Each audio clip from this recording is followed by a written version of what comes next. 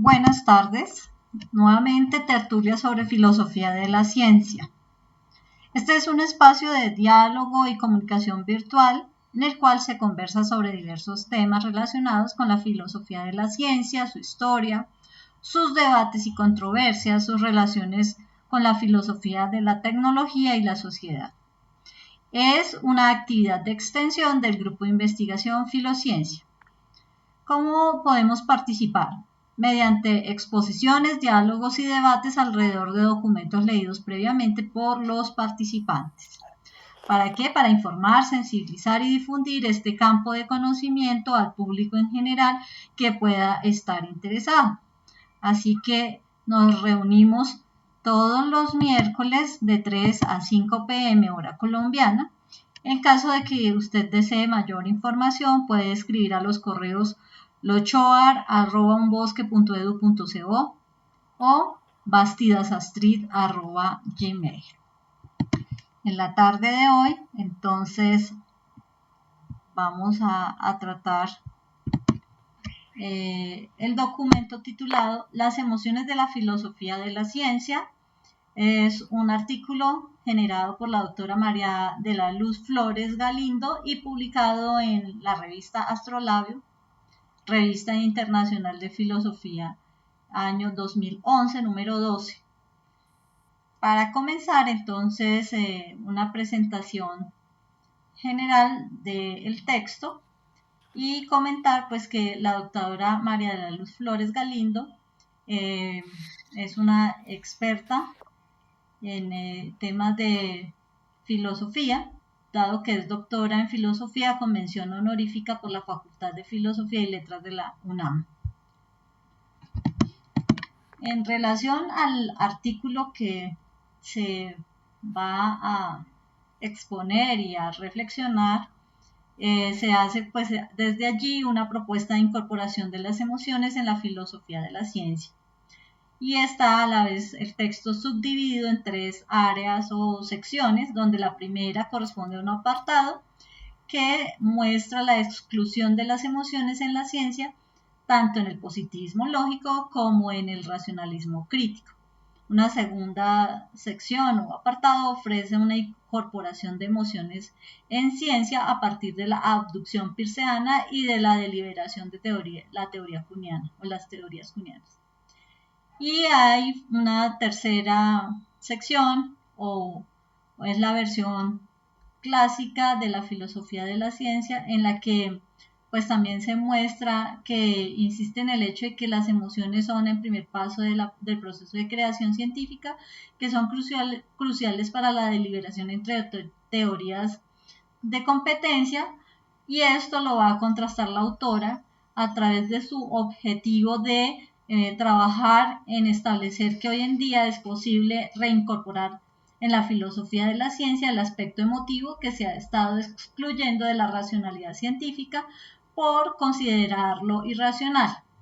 En este orden de ideas, pues la autora dice que su propuesta es que las emociones se pueden incorporar en la filosofía de la ciencia a partir de la abducción pirceana y la deliberación de las teorías de Kuhn.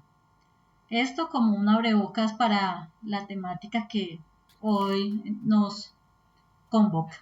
Así que cedo la palabra a Luis Francisco. Gracias, ¿se me oye bien? Sí, señor, perfectamente. Pregunto una vez más, ¿se me oye bien? Sí, señor, perfectamente. Bueno, perfecto. Entonces, primero abordaremos el asunto de la exclusión de las emociones en la filosofía de la ciencia, en la escuela o movimiento fundante de esta disciplina en la segunda década de los años 20. Me estoy refiriendo al positivismo lógico, originado con el Círculo de Viena. Vale decir que la ciencia unificada del positivismo lógico establece como base para la ciencia un lenguaje observacional, descriptivo, que permite establecer correlaciones hablamos en sentido estadístico, formular leyes. Estamos hablando de la promulgación de enunciados universales, de relación causa-efecto y de funcionamiento del mundo natural, y de realizar explicaciones y predicciones precisas basadas en, en el mundo matemático, específicamente de la estadística. A través del análisis lógico del lenguaje, el positivismo lógico ha pretendido crear una atmósfera libre de enunciados metafísicos con el propósito de promover estudios científicos en todos los campos. Rudolf Carnap, por ejemplo, uno de los epígonos de este movimiento y esta escuela, establece que las emociones pertenecen al campo de la metafísica. Señala que la metafísica posee un contenido, solo que este no es de carácter teorético, es decir, que no puede ser considerado como de visión de la realidad que sea objetivamente contrastable. Las pseudoproposiciones de la metafísica no sirven para la descripción de las relaciones objetivas, ubicando allí también las emociones, ni existentes en el caso en el cual serían las proposiciones verdaderas, ni existentes caso en el cual por lo menos serían proposiciones falsas. Ellas sirven para la expresión de una actitud emotiva ante la vida y por lo tanto excluye de manera general las emociones como parte del campo de la ciencia y lo ubica en el campo de la metafísica. Para el positivismo lógico no hay más conocimiento objetivo que el que puede adquirirse o al menos confirmarse a través de experiencias que son sensoriales. Por supuesto, con todos los apoyos que las experiencias sensoriales se pueden dar a través de todo un sistema de infraestructura, aparatos, equipos, herramientas. El problema de la metafísica para el positivismo lógico es el problema del discurso con sentido. Pero por sentido, los positivistas lógicos entienden exclusivamente el sentido enunciativo. Otros sentidos, como el sentido emotivo, el sentido estético, incluso el sentido valorativo, son posibles, pero carecen de un valor cognitivo y no pueden, en consecuencia, justificar ningún discurso que tenga propósitos de carácter epistemológico. Para el positivismo lógico, todo aquello que no pueda comprobarse mediante una base experimental, observacional, sensorial, es considerado de carácter metafísico. Las emociones, como no pueden justificarse sobre esta base, entonces entran en el terreno de la metafísica. Podemos ver pues qué ocurre con las emociones dentro del racionalismo crítico, que es otra tendencia en filosofía de la ciencia. El racionalismo crítico, pues, es la formulación que hizo como contrapartida al positivismo lógico el filósofo austriaco vienés también, Karl Popper. De acuerdo con este filósofo de la ciencia, el trabajo de los científicos consiste en presentar teorías públicamente y ponerlas a prueba. Sin embargo, la etapa inicial de este proceso no le parece que exija un análisis lógico ni que se preste a dicho análisis. Es así que la etapa inicial, el acto de concebir o inventar una teoría, dice Popper, no me parece que exija un análisis lógico ni sea susceptible de él. La cuestión acerca de cómo se le ocurre una idea nueva a una persona, ya sea un tema musical, con conflicto dramático o una teoría científica, puede ser de gran interés para la psicología empírica, pero carece de importancia para el análisis lógico del conocimiento científico. Como se puede observar, pues el proceso previo de elaboración de hipótesis, de acuerdo con Popper, tiene que ver con la psicología empírica y nada que ver con la lógica de la investigación científica. Este proceso previo lo ha considerado como la psicología del conocimiento. Popper se preocupa solo por negar la pertinencia metodológica de la fuente de inspiración del científico o individuo, o bien la sensación de certidumbre del individuo.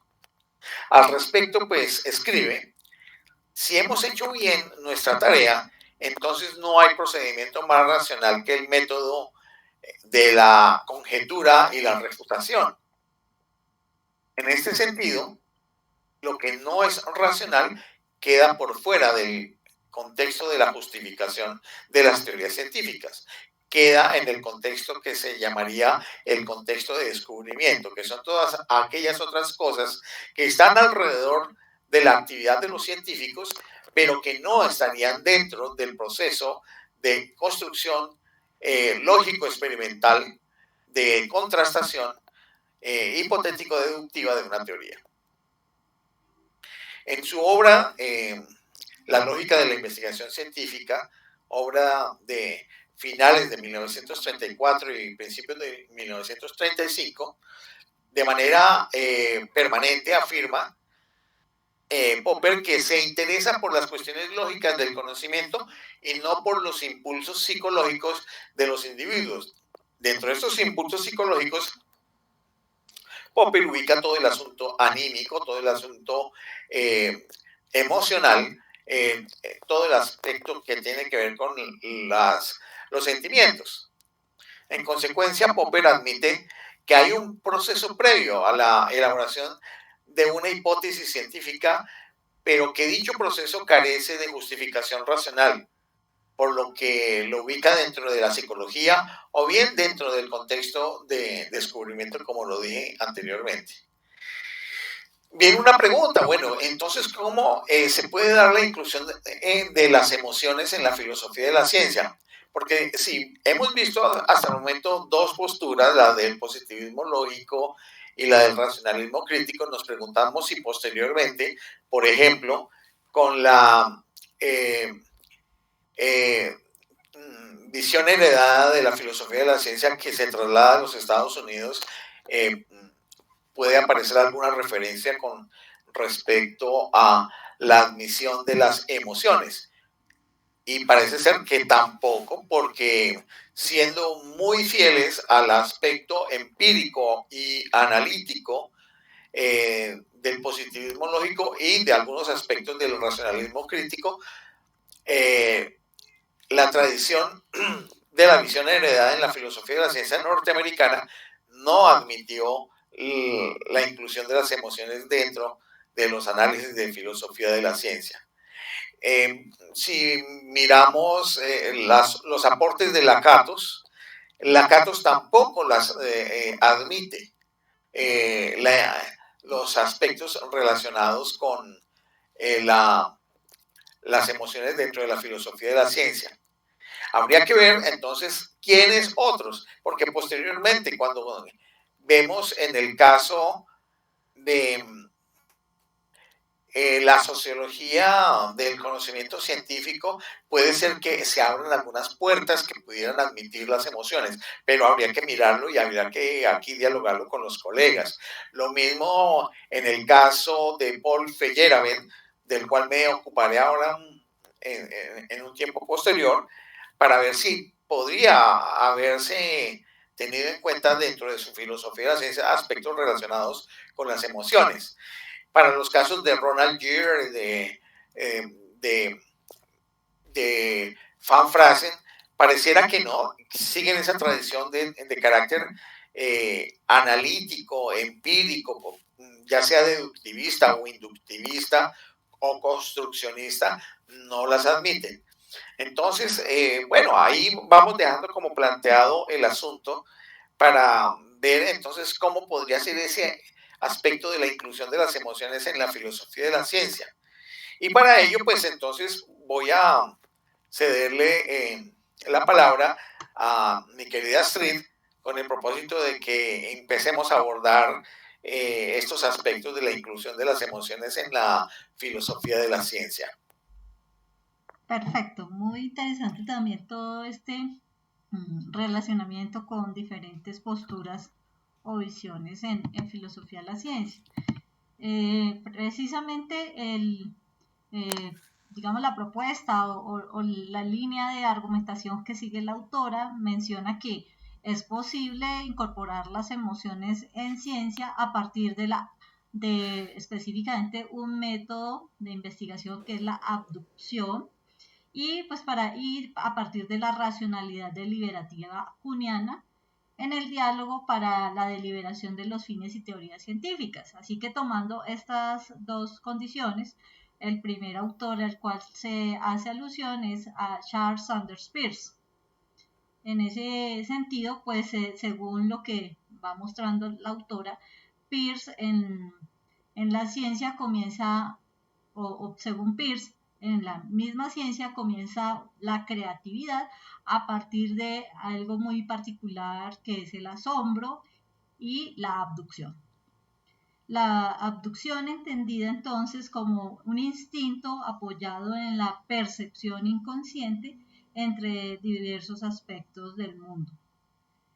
Y precisamente toma, digamos, un texto directamente o palabras del mismo Peirce, donde considera que la abducción es comunicación sublimal de mensajes y lo expresa textualmente de la siguiente manera que me parece clara.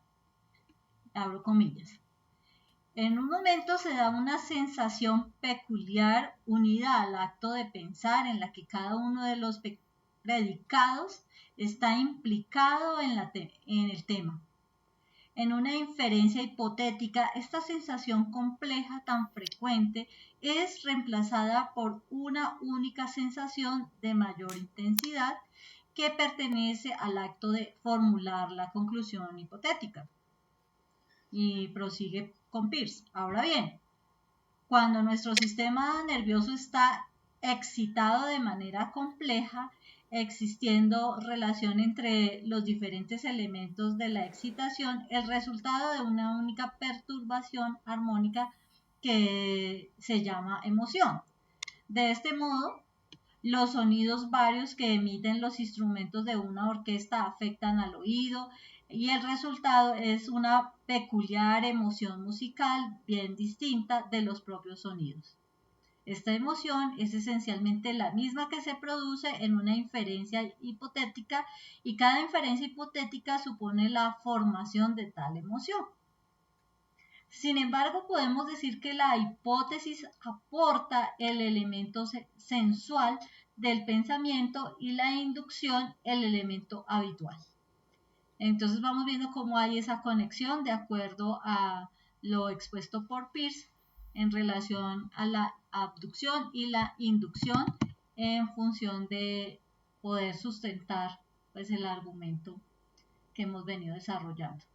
De acuerdo pues con estos aspectos de la abducción en la elaboración de hipótesis, se identifica que allí hay la parte emotiva y coloca también otro ejemplo como es el caso de Watson, quien describe las sensaciones en Sherlock Holmes y allí va describiendo pues esas características del Sherlock Holmes en sus pesquisas y en sus búsquedas en el momento de realizar el procedimiento, como allí se evidencia que hay un ejercicio de abducción a través de sus sensaciones, de su forma de cómo observa cada uno de los movimientos o de lo que está bajo su anhelo para indagar. Y entonces allí incorpora toda la emotividad y también todo lo que está dentro de sí y que se expresa en gestos, en diferentes acciones que realiza. Y eso pues nos muestra cómo la parte emotiva está impresa allí en este ejercicio. Así que lo que se puede observar en el campo de la ciencia como proceso previo a la elaboración de hipótesis, hay allí una abducción y en la abducción hay emociones. Por lo tanto, en la creación científica, pues también hay precisamente emociones. De modo que dar prioridad a lo anterior, o sea, a la emocionalidad, pues también significa que hay racionalidad emotiva, que no es posible excluirla de la racionalidad científica. Para sustentar esta argumentación de cómo está incluida precisamente la emocionalidad en la racionalidad científica, para Peirce hay 4 etapas de la investigación científica, que son el asombro, la abducción, la deducción e inducción. Y vamos a ver entonces en cada una de ellas cómo se dan estas relaciones en sentido de lo emotivo. Desde la primera etapa, que es la del asombro, el investigador se encuentra frente a una anomalía que perturba su estado de creencia. Es un hecho existente que no se puede explicar dentro de la teoría vigente. Así que el científico lo que primero hace es que pues, se encuentra ante una situación que lo tiene pues turbado, lo que provoca un sentimiento de inquietud, de ponerse en esa sensación de vacío y se encuentra sumergido en una situación como de consigo mismo, de encontrarse y pensar con lo que hay en su ser interior, que diríamos es como una primeriedad, que es un caos de cualidades, de sentimientos, pues que lo llevan a una confrontación interna. Luego una segunda etapa, la abducción, donde según Peirce el primer paso del razonamiento científico es un proceso previo a la elaboración de la hipótesis en la que intervienen tanto la imaginación como las emociones. Una tercera etapa, la deducción, es cuando el investigador parte de esta hipótesis que ya ha ido construyendo y le aplica deducciones para sacar consecuencias necesarias que serán sometidas a prueba. Y finalmente la inducción, donde el investigador elabora una generalización a partir de cierto número de pruebas positivas y luego concluye que los resultados comprueban la hipótesis por lo menos provisionalmente. Y así pues se va viendo cómo hay esta relación en el ciclo de estas fases o etapas, donde es importante señalar que el proceso lógico de la creación científica proviene de ese proceso previo que está dado precisamente en la abducción, donde intervienen las emociones. Así que la abducción no ha sido suficientemente valorada por otros filósofos de la ciencia, según lo que estamos viendo. Por lo que aquí solo pues, se compete señalar su trascendencia como punto de partida para la elaboración de hipótesis. Así que si se quiere que haya más innovaciones científicas, será necesario, de acuerdo a la reflexión que hay aquí incluida, es que tengamos más en cuenta lo que es lo que se genera a partir de la abducción como un proceso previo a la elaboración de las hipótesis y previo a toda la lógica de la investigación científica. Con esto pues vemos que hay como una perspectiva algo diferente a la que ya se venía exponiendo desde filósofos como el Círculo de Viena o del mismo racionalismo crítico, entre otros. Ahora pues te cedo la palabra y miremos qué es lo que la autora nos rescata del pensamiento de Kuhn en relación a su planteamiento. Muy bien. Astrid, bien, sabemos que Kuhn, que hacía parte del movimiento de unidad de la ciencia que venía de la evolución del positivismo lógico, el empirismo lógico, y muy cercano a la visión heredada de la filosofía de la ciencia que se trasladó a los Estados Unidos, escribió una obra que generó una transformación total en los conceptos de la filosofía de la ciencia que perduraron hasta los finales de los años 60. Estamos hablando de la obra La estructura de las revoluciones científicas, que le dio un vuelco total un giro total a la visión analítica y empírica que tenía también en el sentido hipotético deductivo la filosofía de la ciencia, e involucró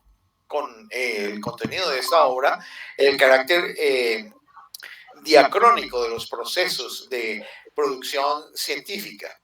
Y aquí es donde resulta pues la aparición de la estructura de las revoluciones científicas, donde se sugiere que en el cambio de un modelo de pensamiento de los científicos, entiéndase un paradigma a un nuevo paradigma, hay una intervención en las emociones de los científicos. Y dicho cambio no se podría explicar sin las mismas.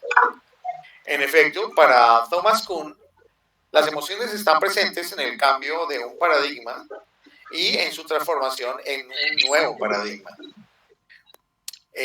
Va a ser necesario que cierren uno de los micrófonos que está ahí sonando. Bueno, gracias. Decía que, en efecto, para Thomas Kuhn, las emociones están presentes en el cambio de un paradigma a otro, y más precisamente en los periodos de crisis paradigmática, cuando empieza a fallar un paradigma en la explicación de los fenómenos porque hay nuevos hallazgos o porque las teorías no son suficientemente consistentes en las explicaciones para los fenómenos a los cuales apuntan, y en ese sentido pues empiezan a haber crisis, fallas en la capacidad explicativa, y allí entonces aparecen una serie de movimientos que son distintos a los hipotético-deductivos, a los lógicos, y empiezan a aparecer sensaciones emotivas, ya sea de ansiedad, angustia o entusiasmo, o elementos esperanzadores en nuevas posibles respuestas.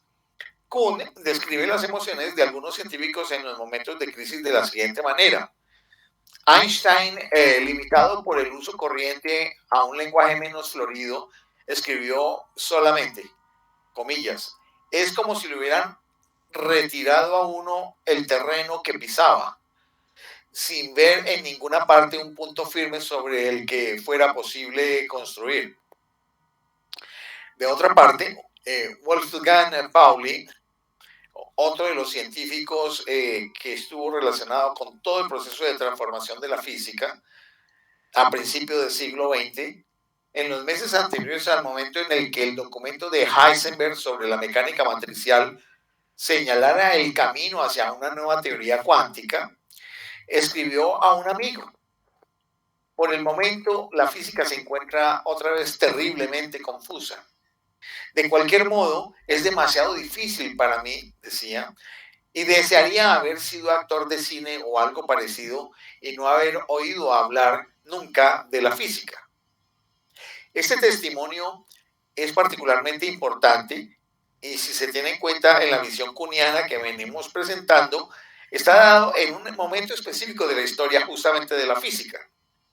Si se compara con las palabras del mismo Pauli, unos 5 meses más tarde, señala: el tipo de mecánica de Heisenberg me ha devuelto la esperanza y la alegría de vivir.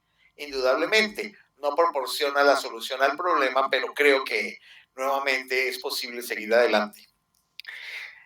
Ustedes se pueden dar cuenta que hay unos elementos que tienen que ver, por un lado, con la sorpresa, la adivinación, en el caso, por ejemplo, de lo que ya trataba Astrid, en la formulación abductiva, que es la formulación de una hipótesis a partir de unos hechos observados que permiten conjeturar que hay una posible respuesta, y uno lanza una respuesta que inicialmente es como adivinatoria, pero que después, cuando se pone en proceso de contrastación de la hipótesis, podríamos decir si ese lanzamiento de esa respuesta inicialmente de carácter conjetural, adivinatorio, puede tener consistencia a través de un resultado positivo en las pruebas. En el caso de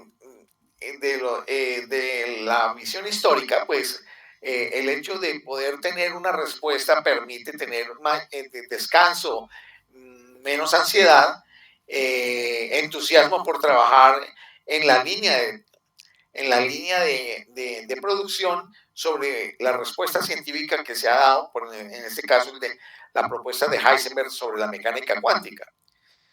Indudablemente no proporciona la solución al problema, él señalaba, pero consideraba que nuevamente era posible seguir adelante en los trabajos para seguir dando como respuestas de manera pionera a las grandes interrogantes que se dan. Podríamos decir que en la perspectiva de Thomas Kuhn, el contexto de descubrimiento tiene muchos elementos que proporcionan sentimientos de tipo constructivo y en algunos casos también destructivos. Cuando hay una alta competencia en los científicos por producir respuestas ante interrogantes que se dan. En este sentido, podemos observar que en la transición de un paradigma a otro en la visión kuhniana, en los científicos están presentes sus emociones de una forma determinante para aceptar o rechazar alguna teoría. Y se hace no solamente a nivel de individuos, sino incluso de grupos. Por otro lado, Kuhn estableció que la elección entre teorías rivales tiene que ver con un juicio racional que involucra a los miembros de una comunidad científica quienes apelan racionalmente a la persuasión, a buscar el convencimiento y la creencia de los demás presentando su argumentación, con el fin de que aumentara esa comunidad de pensamiento en una nueva manera de ver las cosas, recordando las ideas que Ludwig Fleck hacia finales de los años 30 había planteado con respecto al concepto de comunidad de pensamiento. Y es que la racionalidad científica aquí, y eso lo destacó Kuhn, está lejos de ser demostrativa o una cuestión simplemente de prueba. Cuando se va a elegir un nuevo paradigma, los miembros de una comunidad científica toman decisiones más o menos uniformes, por lo que se trata de un tipo de modelo consensual de racionalidad científica, lo cual implica también su carácter social. Ahora bien, pues, para los intereses de introducir las emociones en la elección racional de teorías en la versión kuhniana, sería conveniente hacer una comparación entre Kuhn y la racionalidad de la tercera crítica del juicio de Kant. De hecho, ya se ha establecido que resulta iluminador destacar los paralelismos entre la idea de racionalidad que introduce Kuhn en el cambio de la ciencia y la idea de racionalidad implicada en la facultad de juzgar, la cual se desarrolla en justamente la tercera crítica de Kant. Lo que se pretende al introducir dicho paralelismo, y así lo hace la autora, es mostrar que a partir de la facultad de juzgar, pues aparecen las emociones dentro de la racionalidad consensual kuhniana. Podríamos mirar de qué manera.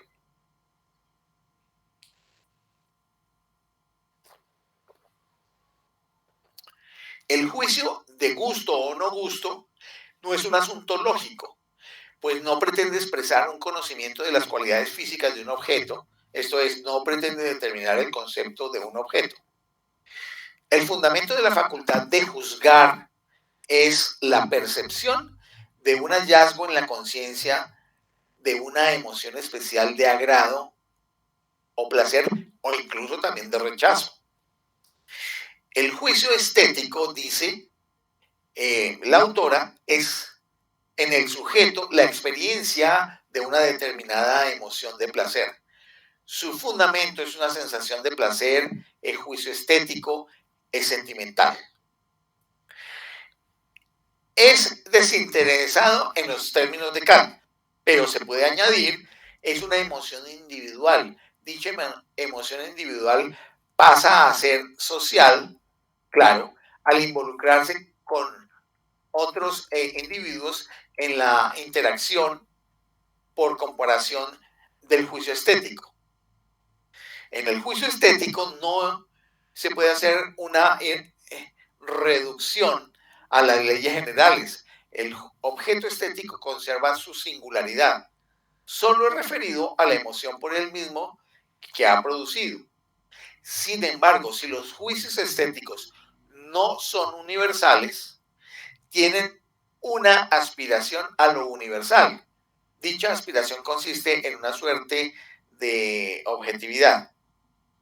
Bueno, esto puede explicarse mediante la definición del juicio reflexivo, que permite encontrar un enunciado universal bajo el cual un caso particular pudiera ser subsumido. Esta definición tiene la ventaja de que señala el papel de la imaginación en el juicio reflexivo. Y aquí este aspecto eh, kantiano coincide con una propuesta que más adelante voy a tocar, que hace el propio Paul Feyerabend.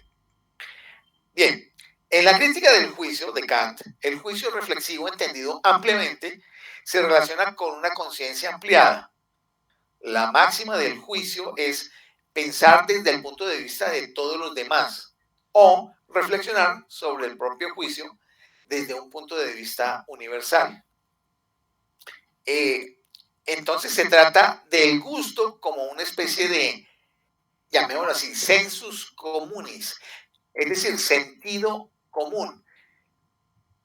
Más, por sentido común es necesario, sí, entender la idea de un sentido común a todos, es decir, una facultad de juzgar que en su reflexión considera, de manera a priori, vale decirlo, lo que debe ser en los demás el modo de representación de que se trata, con el fin de comparar, en cierto modo, su juicio con toda la razón humana y evitar por esto una ilusión que, haciéndonos tomar por objetivas consideraciones particulares y subjetivas, tendría una funesta influencia sobre el juicio.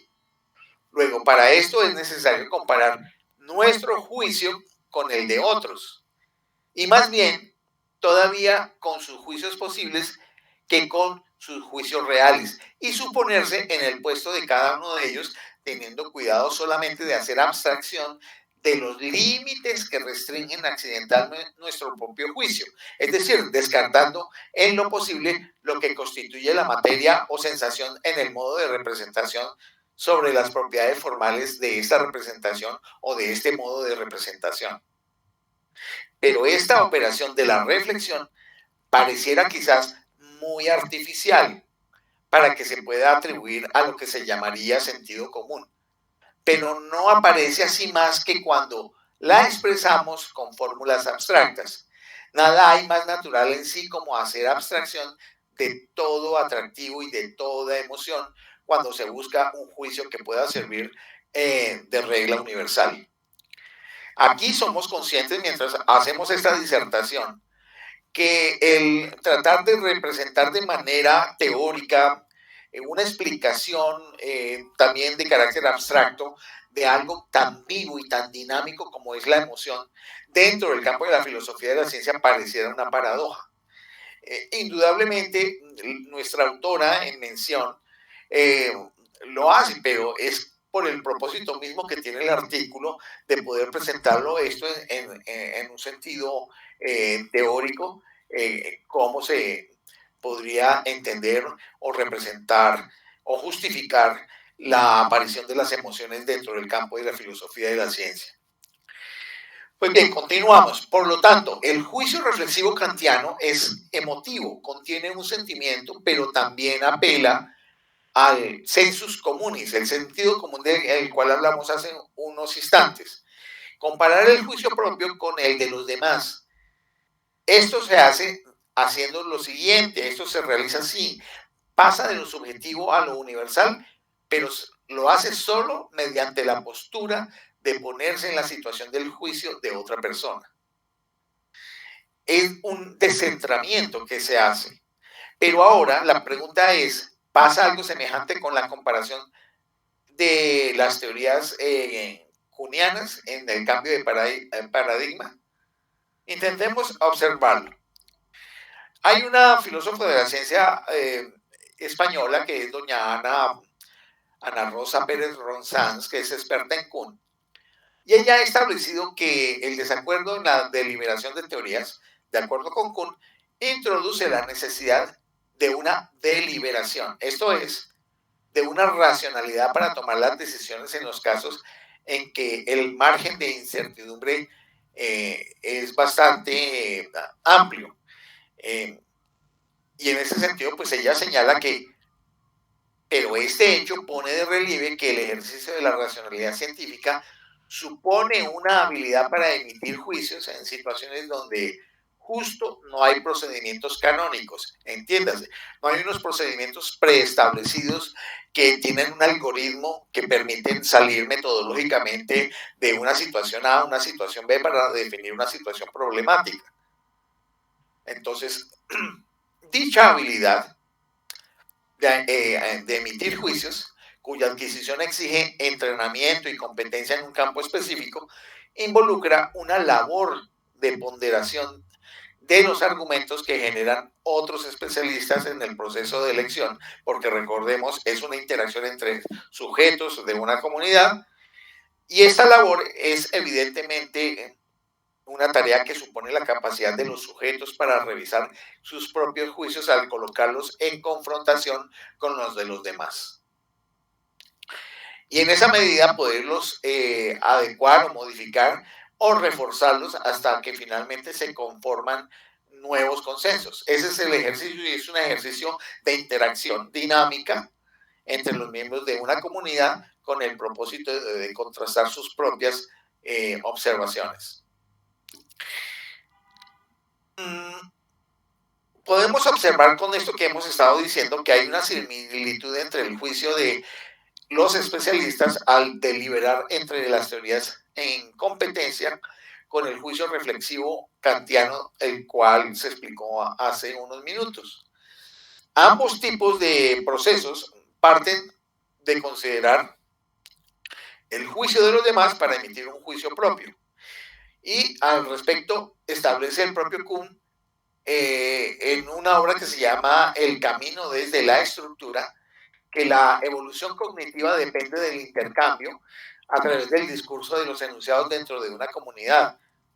Aunque las unidades que intercambian estos enunciados son científicos individuales, comprender el avance del conocimiento, el resultado de su práctica, depende de que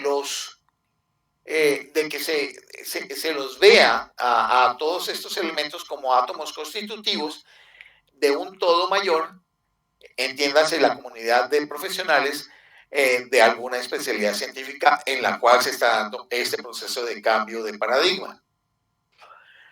En la deliberación entre las teorías rivales, de acuerdo con lo que ha señalado Kuhn, hay un juicio particular por parte de los científicos que es sometido a prueba mediante el intercambio con otros científicos. Esto es, con el sentido común o sensus communis de la comunidad científica.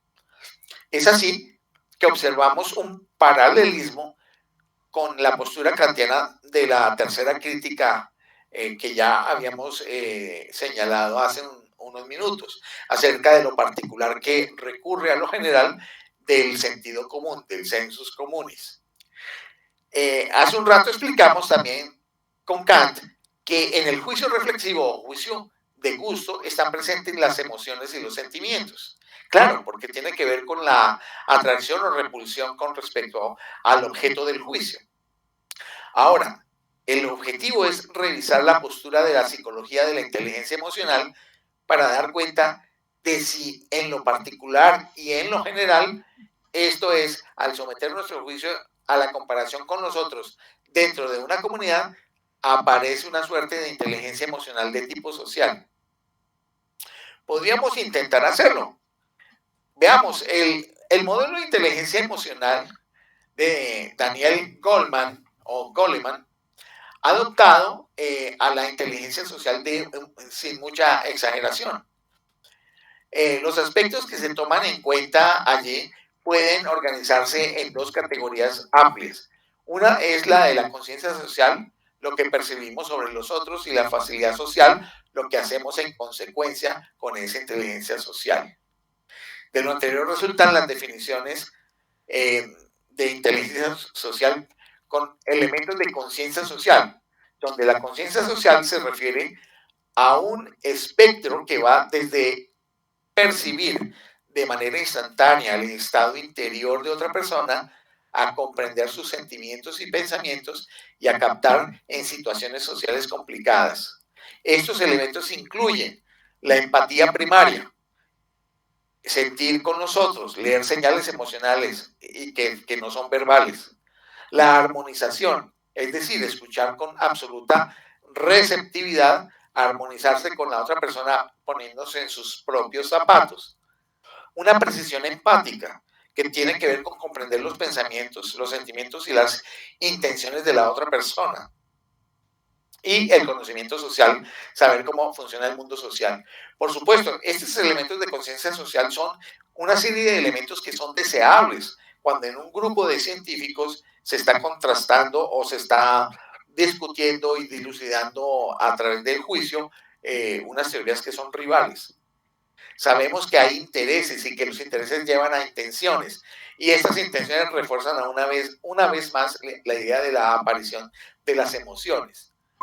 Hay situaciones que son deseables, pero estas situaciones que son deseables, como las que plantea Goleman en relación con la conciencia social, no necesariamente todas las veces pueden funcionar de esa manera. Aunque lo que sí es inevitable es que sea en sentido de aproximación o de diferenciación, siempre va a aparecer el elemento de lo emocional. El otro componente que plantea Goleman en su análisis sobre las relaciones dinámicas dentro de los grupos sería la facilidad social. Solamente percibir cómo se siente otra persona o saber lo que piensa o cuál es su intención no garantiza interacciones fructíferas. Y bueno, esto es válido con un poco de lo que venía diciendo. La facilidad social se erige sobre la toma de conciencia social para permitir interacciones que sean fluidas y sean eficaces. El espectro de la facilidad social incluye que haya sincronía, es decir, interactuar fluidamente a un nivel no formal, que haya autopresentación, es decir, que nos podamos presentar eficazmente a los otros, que haya influencia, indudablemente, pues claro, porque ese es el interés de poder presentar nuestras propias ideas con los sentimientos que ellas vienen incluidas, que tiene que ver con modelar el resultado de las interacciones sociales y el asunto de la preocupación, que está referido por ver cuáles son las necesidades de los demás y actuar en consecuencia. Claro, esto pareciera unos estados muy óptimos, casi que angelicales o celestiales de cómo poder hacer la interacción entre los grupos que están dirimiendo sobre la validez de la explicación de una teoría sobre otra. Pero en la búsqueda sincera se pueden llevar a unos acuerdos y unos consensos teniendo unas reglas básicas de interacción con el propósito de sacar el mejor resultado en términos de la comunidad científica que está tratando de hacer una definición de la validez de una teoría sobre otra que está en disputa. En consecuencia, vamos viendo cómo si las emociones, en esta perspectiva kantiana, en esta perspectiva kuhniana y en relación con la crítica kantiana, de la crítica del juicio, se pueden tener en cuenta las emociones. Podemos decir en consecuencia, el hecho de que se encuentre en Kuhn una deliberación para la elección de teorías que tome en cuenta la postura del otro es entrar no solo en una situación de emociones individuales reflexivas, sino también una situación de inteligencia emocional social, como la que plantea Goleman, ya que al ponerse en el lugar del otro, necesariamente entran en juego tanto la conciencia social como la facilidad social. La primera tiene que ver con el hecho de comprender los sentimientos y emociones de la persona que se pretende escuchar, y la segunda con la toma de conciencia social para permitir unas interacciones fructíferas.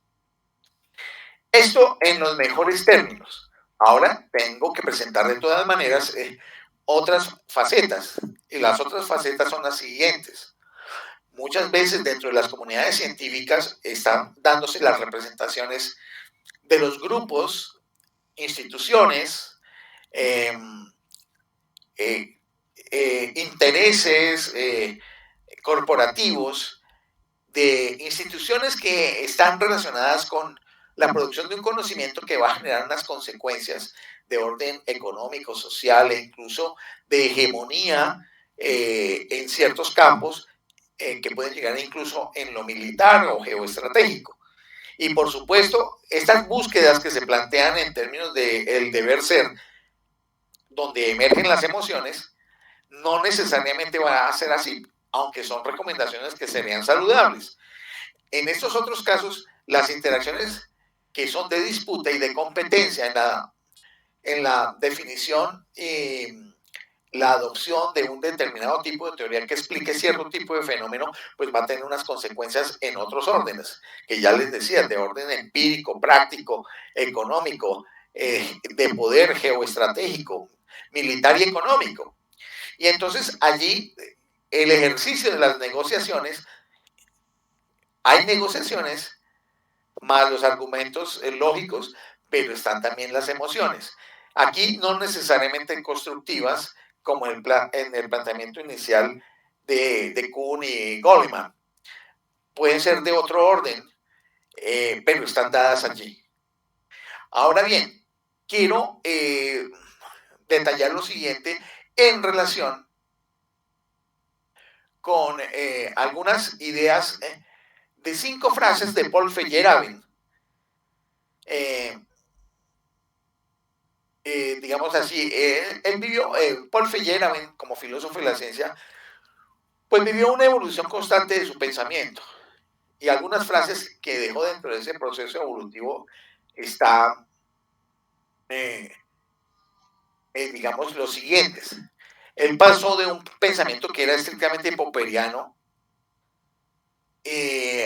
pasó por el pensamiento antirracionalista, el empirista, el antiempirista, el antipositivista y el relativista. Todo esto hizo que las frases de Paul Feyerabend tengan una riqueza sin igual, habida cuenta que vivió una serie de transformaciones y cambios, y dentro de ellos podrían haber algunos elementos que tengan que ver con esos elementos del aporte de las emociones dentro del ejercicio de la construcción científica. Paul Feyerabend es uno de los autores de las tesis de la inconmensurabilidad de teorías, y en ese sentido todas sus teorías críticas las resumió en una de las frases con las que más se identifica: el todo vale. Ese todo vale no es una expresión estrictamente racional, no es estrictamente lógica. Puede tener una serie de componentes de tipo pragmático, donde hay elementos lógicos, pero también hay elementos emocionales, donde se ve con buenos ojos cierto tipo de saberes que en otros escenarios podrían ser despreciados. Él señalaba que había la necesidad de moldear el cerebro de los jóvenes.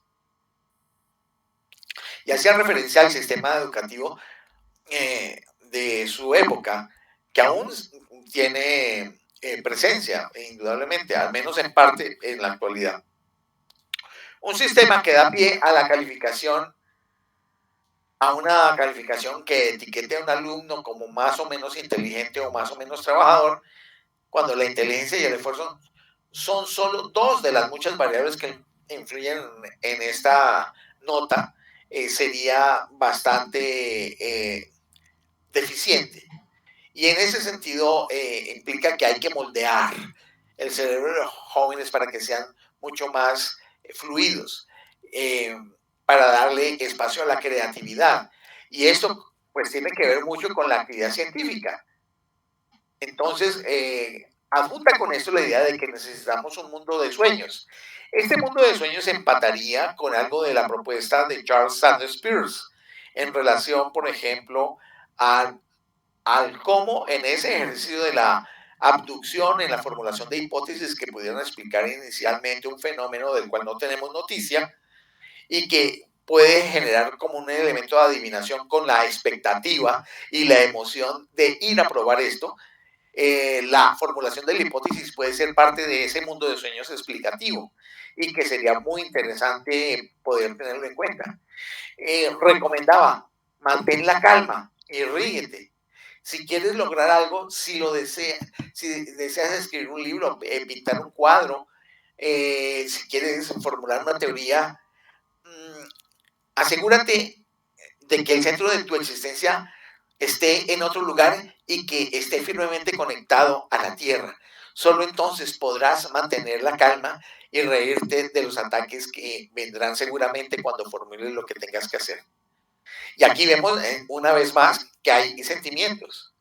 Está lo de el todo vale y que todas las metodologías tienen sus límites y que en ese sentido no hay que generarle toda la responsabilidad de las metodologías, porque hay otros elementos que están más allá de lo metodológico, es decir, de lo estrictamente racional y pragmático. Hay otros elementos que tienen que ver con esa capacidad creativa humana. Con esto, pues quisiera cerrar mi participación enunciativa, pues, disertativa, sobre estos elementos de la aproximación a las emociones, llamémoslo así, dentro del campo de la filosofía de la ciencia y la práctica de la investigación. Cedo la palabra.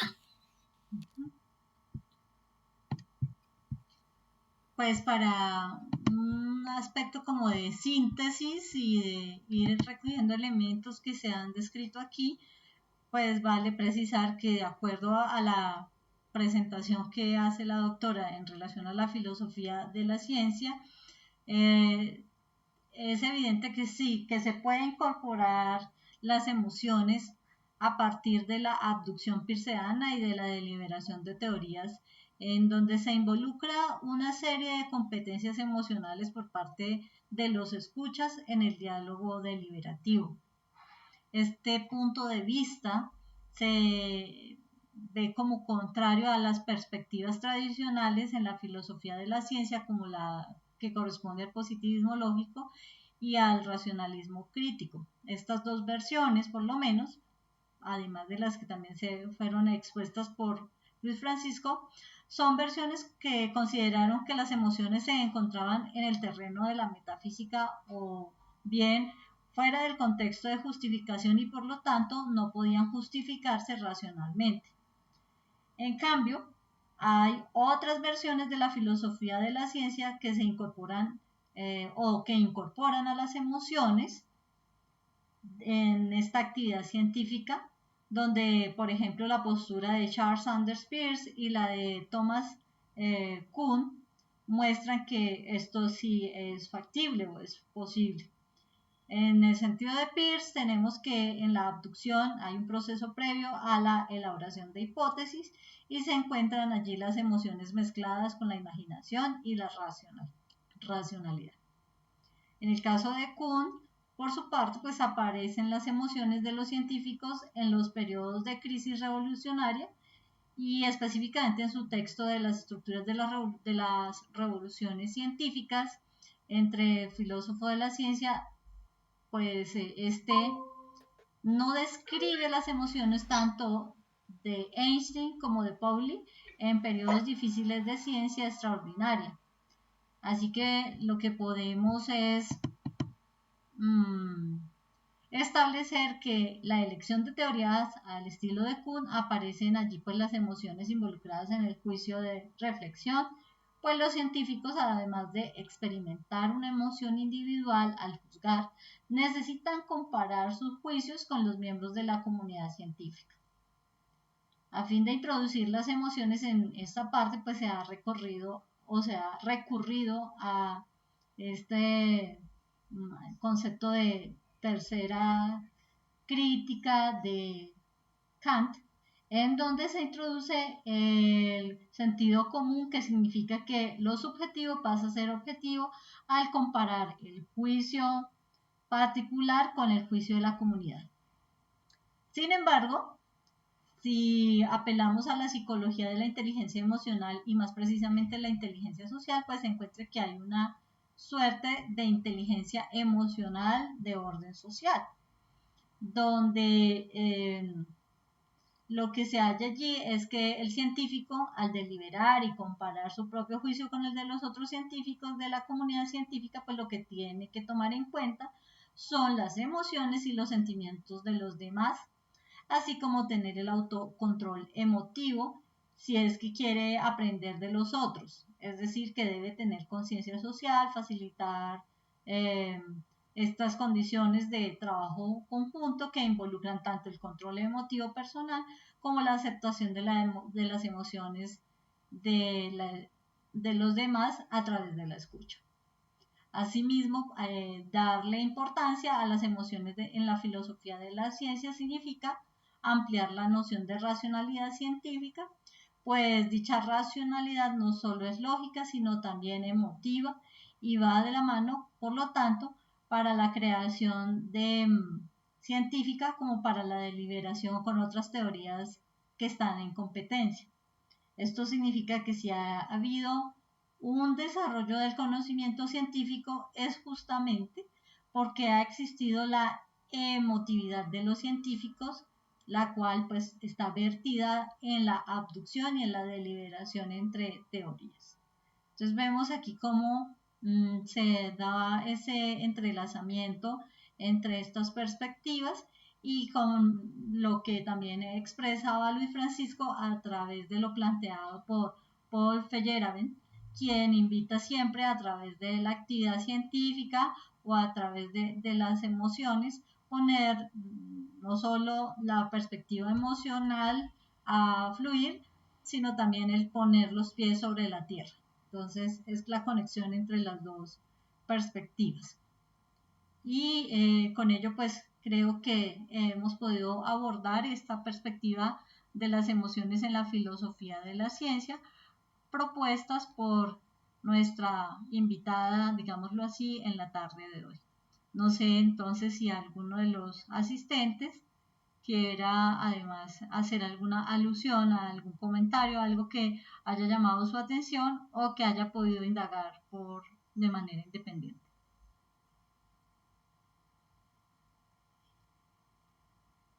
No sé si Estela o Roberto quieren hacer algún comentario. Sí, Roberto. Buenas tardes, Luis Francisco. Buenas tardes, Astrid. Buenas tardes, Estela. Cordial saludo. Seré muy breve. Me interesé por el tema de esta tarde, porque justamente, ahora como 15 días, tuve que calificar una tesis que justamente era a la observación de aves, o sea, avifauna, o sea, el campo de la biología. Y la tesis muy delicada, la maravillosa vida de las aves, tiene toda esa ternura, esa dulzura, para decir, que es justamente emoción. Después me vino el artículo que hoy fue explicado con gran calidad por Francisco y Astrid. Pero el tema fue la señorita, la candidata a maestría. El problema que planteaba era que toda la malla curricular, toda la carrera que ella siguió, incluso el índice de tesis que le propusieron, era completamente, diríamos, con tendencia objetiva científica, cuantitativa, todo lo que es el tema de las estadísticas, etcétera, etcétera, los cuadros, etcétera. Porque lo que ella descubrió o se dio cuenta es que los observadores de las aves. Hay una metodología que es observar las aves en el terreno. Y en esa observación se producía entonces una interacción. No es que la avecita estaba por un lado y el observador por otro lado, aislado uno del otro, como plantearía, digamos, la visión fragmentadora, vamos a decir. Y se fue dando cuenta que lo central, el que más aprendía al final, era el observador. O sea, esa, y incluso producía beneficios que podríamos ubicar en la psicología por mayor tranquilidad, mayor sentido de paz, en fin, y a veces algunos con mucho estrés, etcétera, con este ejercicio eran beneficiados al realizarlo.